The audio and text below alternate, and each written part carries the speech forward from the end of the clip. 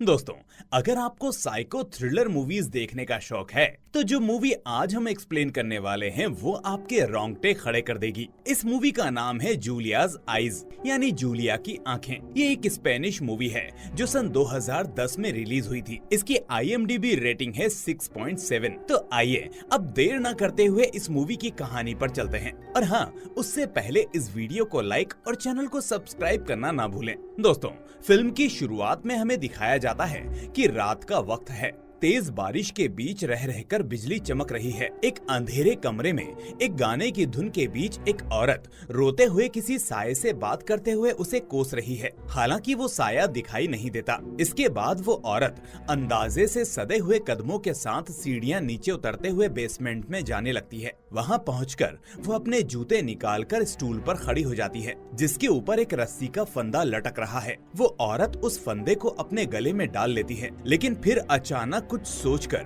वो कोने की तरफ देखते हुए किसी से कहती है, मैं तुम्हें ऐसे खुश होने का मौका नहीं दूंगी, और अपने गले से फंदा निकालने की कोशिश करती है। लेकिन तभी कोई पैर मारकर वो स्टूल गिरा देता है और औरत फंदे पर झूल जाती है। अचानक अंधेरे में एक फ्लैश चमकता है। कोई उसकी फोटो खींच लेता है। दरअसल इस मरने वाली महिला का नाम सारा है, जो एक डिजर्नेटिव बीमारी की वजह से अपनी आंखों की रोशनी पूरी तरह से खो चुकी होती है। लेकिन अपने अंधेपन से भी ज्यादा उसे एक साये की दहशत होती है। उसे हर पल लगता था कि उसके पास कोई है जो उसे मार देना चाहता है। इधर सारा दम तोड़ती है, उधर उससे मीलों दूर एक दूसरे शहर में रह रही उसकी जुड़वा बहन जूलिया को भी ऐसा ही एहसास होता है कि जैसे किसी ने उसका गला घोंट दिया है। वो जमीन पर बैठकर अपना स्कार्फ खोलकर अपना गला सहलाने लगती है। उसे देखकर आसपास के लोग उसके पास आते हैं। वो उससे पूछते हैं कि क्या हुआ, डॉक्टर की जरूरत है? तो वो मना कर देती है और कहती है कि मैं ठीक हूँ। दरअसल जूलिया की न केवल शक्ल सारा से मिलती है,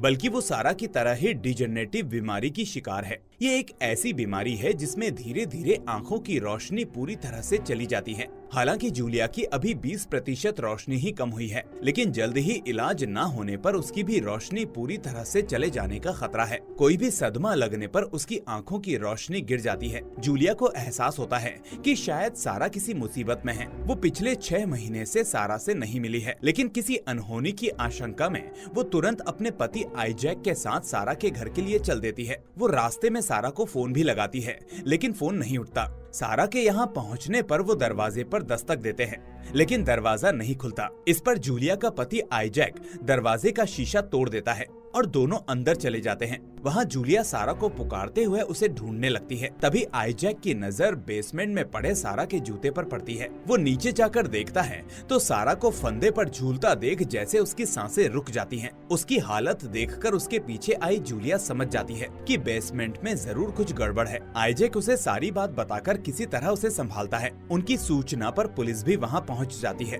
बेसमेंट का मुआयना करने के बाद पुलिस इंस्पेक्टर जूलिया और आईजैक के सामने संदेह जताते हुए कहता है कि मुझे लगता है कि सारा अपनी आंखों की रोशनी के चले जाने की वजह से डिप्रेशन में थी, इसलिए उसने खुदकुशी कर ली। लेकिन जूलिया ये बात मानने को तैयार नहीं होती। वो कहती है कि सारा अपनी आंखों को खो देने के डिप्रेशन में नहीं थी, बल्कि वो तो जल्द ही अपनी आंखों का ऑपरेशन करवाने वाली थी। ऐसे में वो खुदकुशी क्यों करती? अब जूलिया सारा के घर में रहकर ही उसकी मौत के सच का पता लगाने का फैसला करती है। हालांकि आईजैक वहाँ रुकने को तैयार नहीं होता। वो नहीं चाहता कि जूलिया किसी भी तरह का तनाव ले, क्योंकि इससे उसकी आंखों को खतरा हो सकता है। लेकिन जूलिया नहीं मानती।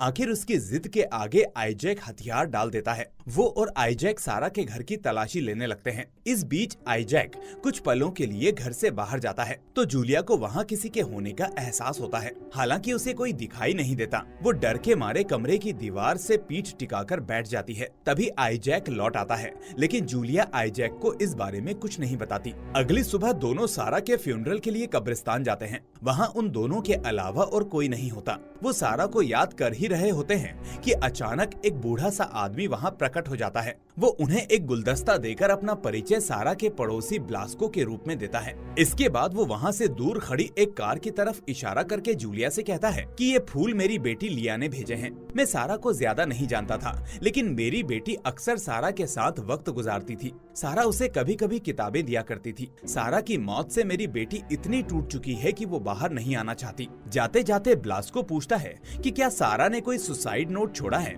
लेकिन जूलिया और आईजैक इससे इनकार कर देते हैं। इसके बाद वो पुलिस इंस्पेक्टर से मिलते हैं। जो बताता है कि सारा की ऑटोप्सी रिपोर्ट में कुछ भी असामान्य नहीं है। किसी ने भी वहाँ कुछ संदेहास्पद नहीं देखा है।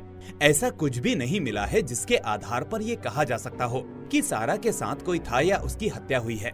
लेकिन फिर भी अपनी तसल्ली के लिए वो जूलिया को सारा की पड़ोसी सोल्देद से मिलने की सलाह देता है, जो काफी सालों से सारा को जानती थी और अक्सर उससे बातें किया करती थी। आइजैक जूलिया को खिड़की से वहाँ जाते देखता है और घबराया सा इंस्पेक्टर से कहता है, उम्मीद है कि सोल्देद वो राज नहीं जानती होगी। इंस्पेक्टर कहता है कि हाँ, वो राज तुम्हारे और मेरे अलावा कोई नहीं जानता। जूलिया भी उसे कभी नहीं जान पाएगी। अब दोस्तों, ना जाने वो किस राज की बात कर रहे हैं। अब जूलिया सोल्देद के घर पहुंचती है। सोल्देद एक बूढ़ी महिला होती है। जूलिया उन्हें अपना परिचय देती है। सोल्देद घर अस्त व्यस्त होने की बात कहते हुए माफी मांगती है और कहती है कि मैं भी सारा के फ्यूनरल में आना चाहती थी, लेकिन जूते की जोड़ी ढूंढने में मुझे पूरा 1 घंटा लग गया। सोल्देद भी आंखों से देख नहीं पाती है, लेकिन उनके घर में एक किताब खुली है और उस पर चश्मा रखा है। इतना ही नहीं, उनके टेबल पर एक मोमबत्ती भी है। ये बात हमें आश्चर्य में डालती है। इसके बाद सोल्देद जूलिया को बताती है कि 1 साल पहले जब सारा की आंखों की रोशनी गिरनी शुरू हुई थी तो सारा से उसकी लंबी बातचीत होती थी, लेकिन बाद में जब से सारा ब्लाइंड केयर सेंटर जाने लगी तो वहाँ उसके नए फ्रेंड्स बन गए, जिसके बाद उनकी बातचीत कम हो गई। सोल्देद बताती है कि वो सेंटर वहाँ से ज्यादा दूर नहीं है। अब जूलिया ब्लाइंड केयर सेंटर का रुख कर लेती है। दरअसल इस तरह के सेंटर्स में अंधे लोगों की मदद की जाती है। इन सेंटर्स में लोग अपने जैसे लोगों से मिलने और दोस्ती करने भी जाते हैं। ब्लाइंड केयर सेंटर में सारा की सहेलियों से बातचीत में जूलिया को पता चलता है कि सारा की जिंदगी में एक बॉयफ्रेंड भी था, जिसके साथ वो अक्सर डेट पर जाया करती थी। हालांकि उन्हें सारा के बॉयफ्रेंड के बारे में इससे ज्यादा कुछ नहीं पता था। जूलिया अभी उनसे बात कर ही रही होती है कि तभी जूलिया को एहसास होता है कि कोई साया उसका पीछा कर रहा है। जूलिया उसे पकड़ने को दौड़ती है। अपनी आंखों के लिए खतरनाक होने के बावजूद वो गलियारे में अंधेरा देखकर वहाँ की सारी लाइटें खोल देती है, लेकिन वो साया आगे अंधेरे में जाकर गायब हो जाता है। अब जूलिया उसकी तलाश में मोबाइल टॉर्च की रोशनी में आगे बढ़ने लगती है, लेकिन तभी कोई उसकी आंखों पर फ्लैश चमका देता है और अपनी आंखों को थामे कुछ ही दूरी पर जाकर जूलिया लड़खड़ाकर गिर जाती है। उसकी आंखों की रोशनी और कम हो जाती है। जब अस्त व्यस्त हालत में जूलिया घर पहुंचती है तो सारा का बैग खुला हुआ होता है। वहाँ जूलिया की नजर एक होटल के इनवॉइस पर पड़ती है। जूलिया समझ जाती है कि होटल रोमियो नाम का ये वही होटल है जिसमें सारा अपने बॉयफ्रेंड के साथ जाया करती थी। वो अभी ये इनवॉइस देख ही रही होती है कि तभी आइजैक घर आ जाता है। वो जूलिया से पूछता है कि वो इस बारिश में कहाँ गई थी, तो वो कहती है कि मैं सोल्देद के यहाँ ही थी, लेकिन आइजैक उसे बताता है कि वो वहीं से आ रहा है। जूलिया का झूठ पकड़ा जाता है, लेकिन उसकी परवाह न करते हुए जूलिया उसे अपने साथ हुई घटना के बारे में बताती है और कहती है कि अब ये पक्का है कि सारा ने सुसाइड नहीं किया है। उसका एक बॉयफ्रेंड था, संभवतः उसी ने सारा को मारा होगा। उसकी बातें सुनकर आइजैक बहुत गुस्सा होता है। अब वो किसी भी कीमत पर वहाँ रुकना नहीं चाहता, लेकिन जूलिया अपनी तफ्तीश अधूरी नहीं छोड़ना चाहती। आखिरकार वो घर न जाकर आइजैक के साथ एक होटल रूम में रुकने का प्लान करती है। आइजैक इसके लिए मान जाता है। जूलिया उसे लेकर बेला विस्टा स्थित होटल रोमियो पहुंच जाती है। दरअसल उसका मकसद आइजैक के साथ रहने से ज्यादा होटल में जाकर अपनी बहन के कातिल को ढूंढने का होता है। इधर आइजैक गाड़ी पार्क करने के लिए जाता है। उधर जूलिया होटल के रिसेप्शन पर पहुंच जाती है। वहां वो सारा के बैग से मिली होटल की इनवॉइस दिखाकर सारा और उसके बॉयफ्रेंड के बारे में पूछताछ करती है। रिसेप्शनिस्ट रिकॉर्ड चेक करके उसे बताती है कि ना जाने कैसे रिसेप्शन के रिकॉर्ड का सारा डेटा डिलीट हो गया है। वो उसे जूलिया को होटल के सामने स्थित एक रेस्टोरेंट में जाकर इस बारे में पूछताछ की सलाह देती है, क्योंकि जो भी मेहमान होटल में आते थे वो खाना खाने के लिए उसी रेस्टोरेंट में जाते थे। जूलिया को अंदाजा भी नहीं होता कि उसके पीछे खड़ा एक बूढ़ा उसकी और रिसेप्शनिस्ट की बातें बड़े गौर से सुन रहा है। जूलिया उसी शाम आइजैक के साथ उस रेस्टोरेंट में खाना खाने जाती है। वहाँ जब कुछ देर के लिए आइजैक बाथरूम जाता है तो एक वेटर उसके पास आता है। वो उससे पूछता है कि आपका ऑपरेशन कैसा रहा। जूलिया समझ जाती है कि वो उसे सारा समझ रहा है। वो उसे बताती है कि वो सारा की बहन जूलिया है। वो उस वेटर से सारा के बॉयफ्रेंड के बारे में पूछती है। वेटर उसे बताता है कि सारा अक्सर वहाँ आती थी, उसके साथ एक आदमी भी आता था। वो बताता है कि जब सारा यहाँ पिछले हफ्ते आई थी तो उसकी आंखों पर पट्टी बंधी हुई थी। सारा ने बताया था कि उसकी आंखों का ऑपरेशन हुआ है। उसके बॉयफ्रेंड के बारे में वो बताता है कि वो एक शांत, शर्मीला सा और अपने में ही गुम रहने वाला शख्स था, इसलिए उसकी तरफ कभी उसका ध्यान ज्यादा नहीं गया। तभी आईजैक वहाँ आ जाता है। जूलिया उसे बताती है कि पक्का सारा को किसी ने मारा है, क्योंकि उसकी सर्जरी हुई थी, वो ठीक होने वाली थी, ऐसे में भला वो खुदकुशी क्यों करती। तभी आईजैक उसके हाथों को अपने हाथों में लेते हुए कहता है क्योंकि उसकी सर्जरी फेल हो चुकी थी। मुझे ये बात डॉक्टर ने कल ही बताई है। ये सुनकर जूलिया वहाँ से जाने लगती है, लेकिन उसकी आंखों की रोशनी और कम हो जाती है, जिससे वो एक गाड़ी से टकराते टकराते बचती है। आईजैक ये देख लेता है और जूलिया को होटल रूम में लाकर कहता है अब वो सारा और उसके बॉयफ्रेंड को भूल जाए, क्योंकि वो नहीं चाहता कि इस टेंशन में उसकी आंखों की रोशनी और गिरे। जूलिया उसकी बात मान लेती है। अगले दिन वो अपने घर के लिए निकलने ही वाले थे। आईजैक गाड़ी लेने जाता है कि तभी एक बूढ़ा जूलिया को आवाज देता है। ये वही बूढ़ा था जो रिसेप्शन पर जूलिया की बातें सुन रहा था। दरअसल वो जेनिटर होता है जो होटल में साफ सफाई का काम करता है। वो जूलिया को एक चाबी देता है और कहता है कि वो चाबी उसे सारा के होटल से चेकआउट करने के बाद सफाई के दौरान मिली थी। हो सकता है कि ये उसके किसी काम आए। जूलिया वो चाबी उससे लेकर अपने पास रख लेती है और उससे पूछती है कि क्या तुम उसके बॉयफ्रेंड को जानते हो। वो बूढ़ा शख्स जवाब देता है कि हाँ, मैंने उसे देखा है। वो एक इनविजिबल मैन जैसा है। इस दुनिया में बहुत से लोग ऐसे होते हैं जिन पर कोई ध्यान नहीं देता, सब उन्हें इग्नोर करते हैं। वो बिल्कुल ऐसा ही एक शख्स है। जूलिया पूछती है कि वो शख्स उसे कहाँ मिल सकता है। इस पर बूढ़ा कहता है कि बगल वाली बिल्डिंग की पार्किंग में उसने अपनी कार खड़ी की थी। अगर तुम वहाँ की सीसीटीवी फुटेजेस चेक करोगी तो तुम्हें उसका सुराग मिल जाएगा। इसके साथ ही वो जूलिया को चेताता है कि वो इनविजिबल मैन बहुत खतरनाक है। अगर उसे पता चल गया कि तुम उसे दुनिया के सामने लाना चाहती हो तो वो तुम्हारा बहुत बुरा हाल करेगा। तभी जेनिटर जूलिया के पीछे कुछ देखकर डर जाता है और आगे बगैर कुछ बोले तेजी से वहाँ से चला जाता है। जूलिया अपने पीछे देखती है तो उसे वही साया नजर आता है। जूलिया उसे पकड़ने के लिए दौड़ती तो है, लेकिन वो उसके हाथ नहीं आता। तभी आईजैक वहाँ पहुँच जाता है। जूलिया उसे कहती है कि सारा का बॉयफ्रेंड यही है और बगल वाली बिल्डिंग की कार पार्किंग से उसे उसका सुराग मिल सकता है। ये सुनकर आईजैक जूलिया से बहुत नाराज होता है। वो जूलिया को बहुत डांटता है और खुद कार से उतरकर वो सीसीटीवी फुटेज लेने चला जाता है। जूलिया पार्किंग के बाहर उसका इंतजार करती रहती है। बहुत देर हो जाने के बाद भी जब आईजैक नहीं लौटता तो उसे चिंता होती है और वो कार से उतरकर पार्किंग में जाती है। वहाँ वो गार्ड से आईजैक के बारे में पूछती है। गार्ड उसे बताता है कि आईजैक वहाँ आया था और उसने उसे फुटेजेस के लिए पैसे भी दिए थे, लेकिन जब वो स्टोरेज से हार्ड डिस्क में फुटेज कॉपी कर रहा था तो अचानक आईजैक कहीं चला गया। फिर वो जूलिया से कहता है कि आप चिंता मत करो, मैं अभी इस सीसीटीवी फुटेज को चेक करके बताता हूँ कि आपके पति किस दिशा में गए होंगे। लेकिन तभी वहाँ लगे मॉनिटर्स पर उसकी नजर पड़ती है, जिन पर तस्वीरें दिखनी बंद हो जाती हैं और वो झिलमिलाने लगते हैं। गार्ड केबिन के बाहर जाकर देखता है तो सीसीटीवी की केबल्स कटी हुई होती हैं। तभी गार्ड के केबिन की लाइट कट जाती है और वहाँ अंधेरा हो जाता है। जब तक गार्ड वहाँ की लाइट फिर से चालू करके लौटता है तब तक कोई सीसीटीवी का स्टोरेज ही चुरा कर जा चुका होता है।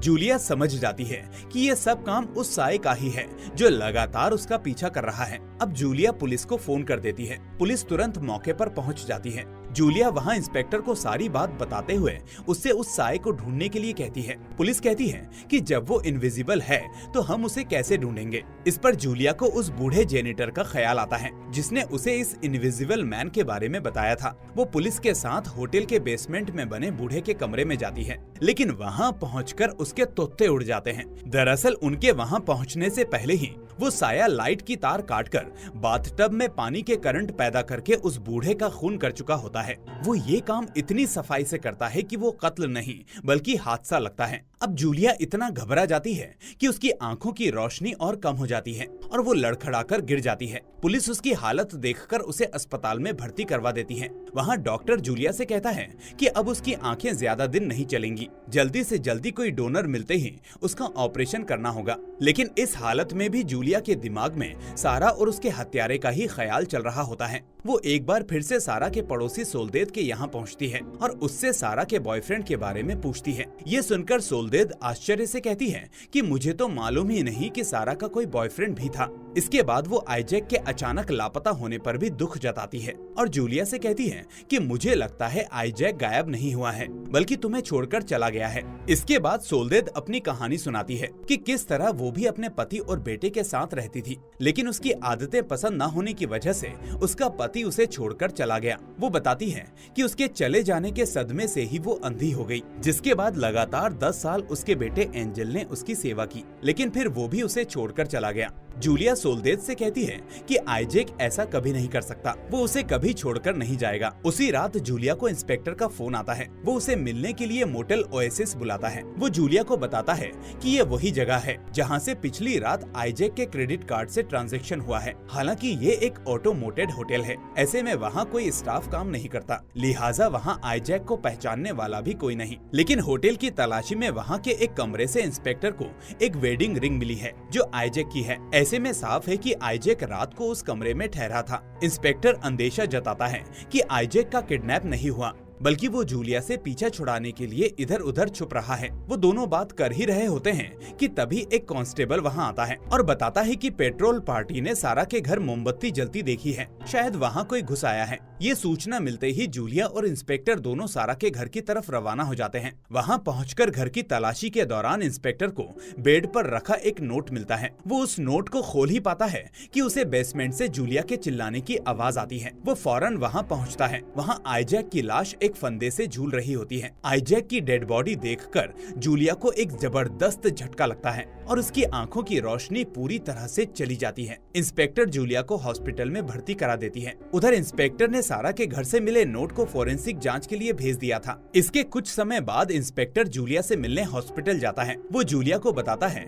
कि उसे सारा के घर में आइजैक का सुसाइड नोट मिला है। उसने पता लगवाया है, उसमें आइजैक की ही हैंडराइटिंग है। वो जूलिया को बताता है कि आइजैक और सारा पिछले 6 महीने से रिलेशन में थे। अब सारा के खुदकुशी करने के बाद आइजैक भी जीना नहीं चाहता था, इसलिए उसने भी खुदकुशी कर ली। फिर वो जूलिया से कहता है कि अब तो तुम समझ गई कि सारा के जिस बॉयफ्रेंड की तुम्हें तलाश थी वो कोई और नहीं बल्कि आइजैक ही था। तुम्हें सच पता ना चले इसीलिए उसी ने पार्किंग से सीसीटीवी का सारा डेटा चुराया और उसके बाद होटल में जाकर छुप गया। आइजैक की बेवफाई जूलिया के लिए किसी सदमे से कम नहीं थी। वो आंसू बहाती रही। कुछ दिन बाद डॉक्टर जूलिया को एक अच्छी खबर देता है कि उसके लिए एक आई डोनर मिल गया है। अब उसकी सर्जरी हो सकेगी। वो उसकी आंखें चेक करके उसका ऑपरेशन कर देता है। सब कुछ ठीक रहता है।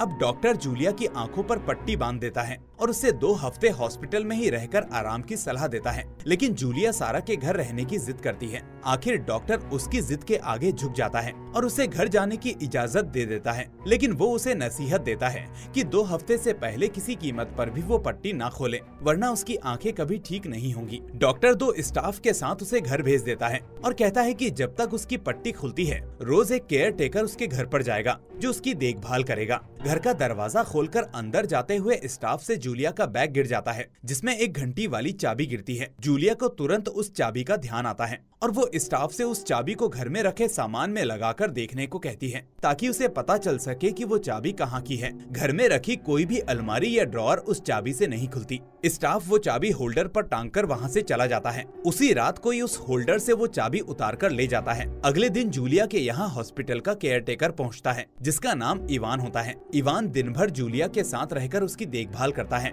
धीरे धीरे जूलिया और इवान एक दूसरे के नजदीक आ जाते हैं। इवान जूलिया को एक पेजर भी देता है ताकि उसे जूलिया किसी भी वक्त अपने पास बुला सके। एक रात इवान जूलिया को सुलाकर अपने घर चला जाता है कि कुछ ही देर बाद एक शख्स उसके कमरे में घुसता है और इंजेक्शन भरकर उसकी ओर बढ़ता है। किसी की मौजूदगी के एहसास से अचानक जूलिया जाग जाती है और चिल्लाते हुए घर से बाहर भागती है। उसकी आवाज सुनकर उसका पड़ोसी ब्लास्को वहाँ आता है और उसे संभालकर उसे अपने घर ले जाता है। वहाँ जूलिया उसे पुलिस को फोन लगाने के लिए कहती है, जिस पर ब्लास्को फोन डेड होने का हवाला देते हुए अंदर के कमरे में मोबाइल लेने जाता है। इस बीच ब्लास्को का कंधा एक की होल्डर से टकरा जाता है और एक घंटी बजती है। जूलिया समझ जाती है कि ये तो वही घंटी वाली चाबी है जो उसे होटल वाले बूढ़े ने दी थी। ये यहाँ कैसे आई? सोचते हुए वो चाबी को होल्डर से उतारकर अपने पास रख लेती है। उसे पूरा शक होता है कि ब्लास्को ने ही उसके घर से चाबी चुराई थी और वो ही था जो रात में उसे मारने के लिए घर में घुसा था। उसने फोन उठाकर देखा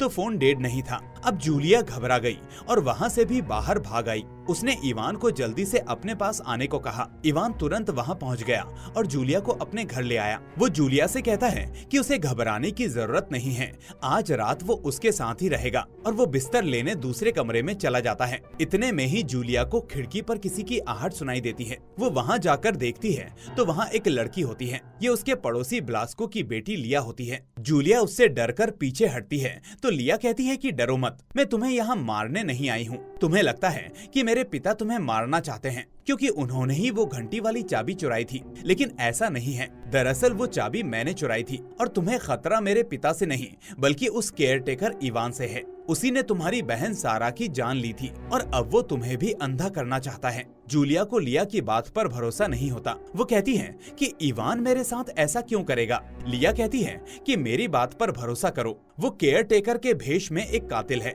जो दुनिया से छुपकर रहता है। वो तुम्हें भी तुम्हारी बहन सारा की तरह ड्रग्स देकर अंधा करना चाहता है। दरअसल सारा की आंखें सर्जरी से ठीक हो गई थी, लेकिन इवान ने ही उसकी आंखों में ड्रग्स का इंजेक्शन देकर उसे अंधा कर दिया, जिसके बाद में उसकी जान चली गई। आगे वो बताती है कि आइजैक ने भी खुदकुशी नहीं की थी, बल्कि इवान ने ही आइजैक से सुसाइड नोट लिखवाकर उसे भी मार डाला था। वो जूलिया को बताती है कि दरअसल सारा और आइजैक का चक्कर जरूर था, लेकिन प्यार उसे जूलिया से ही था। वो कभी जूलिया को छोड़ने वाला नहीं था। इसके बाद लिया जूलिया को एक कमरे के बाहर लाती है और कहती है कि इवान ने तुम्हारी और सारा की ढेरों तस्वीरें खींच रखी हैं और उन्हें इस कमरे की दीवार पर चिपका रखा है। अगर तुम्हें मेरी बात पर यकीन ना हो तो तुम इस कमरे को खोलकर देखो। जो घंटी वाली चाबी है वो इसी कमरे की है। अब जूलिया अपनी जेब में हाथ डालती है, लेकिन वो चाबी वहाँ नहीं होती। लिया उससे कहती है कि जरूर वो चाबी उस दुष्ट इवान ने गायब कर दी है। तभी वहाँ इवान आता दिखाई देता है, जिस पर लिया छिप जाती है।